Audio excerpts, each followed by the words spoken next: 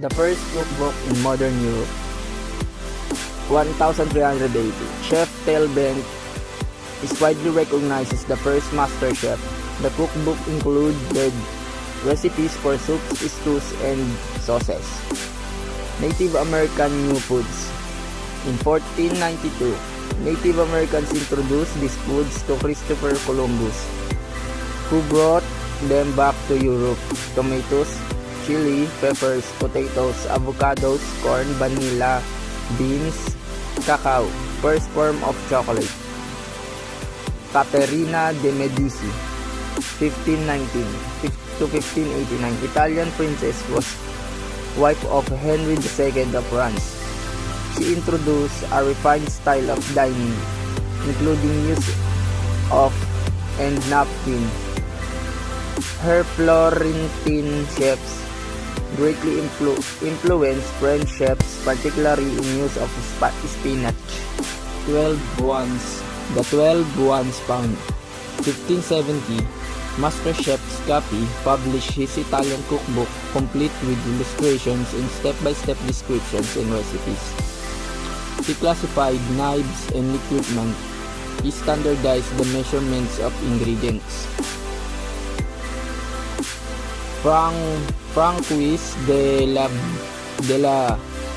Barren in 1651 published the first cookbook to fully document French cooking and the influence of the French cuisine.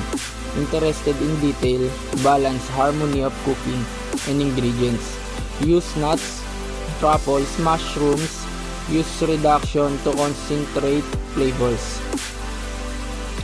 First cookbook published in America. In 1742, Eliza Smith authored The Complete Housewife, consisting of English recipes, but it was published in America, used by colonial housewives. First table d'hôte menu in America. 1750. Thomas Pepper opened an English-style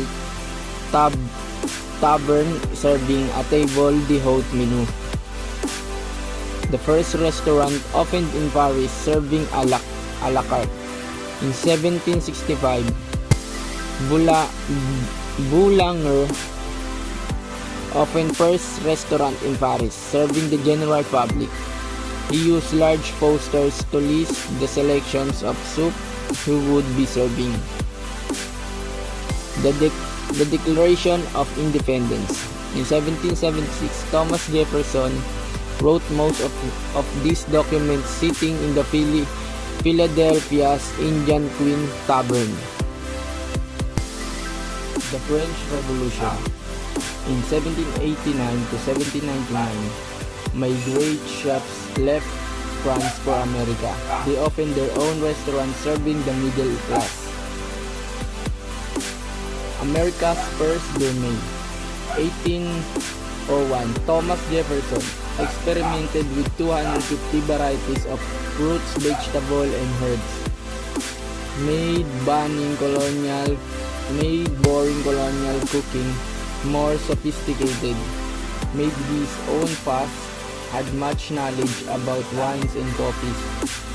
Some credit him with creating French fries. The icebox. In 1803, Thomas Moore, a mainland farmer, patented the first icebox. America's cooking stove. 1823, E. Hoyt patented a wood cooking stove. Cooking stove did not become common in households until after the Civil War.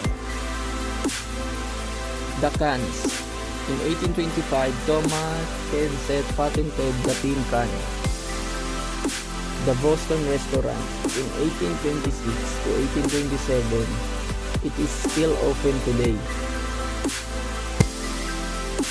The railroads. In 1826 to 1880, railroads enabled farmers to transport fresher and better quality grain, produce and meat to more people. Transportation of perishable goods faster. Graham crackers. In 1830, Reverend Sylvester Graham switched about eating healthier and developed the Graham cracker. NY Cities, the first fine dining restaurant. In 1831, opened by John and Peter Delmonico, the first to offer a wide menu, allow women to eat in fine dining room alone. Offer a hamburger on the menu, hire women, distinguish between waiter and busboy duties.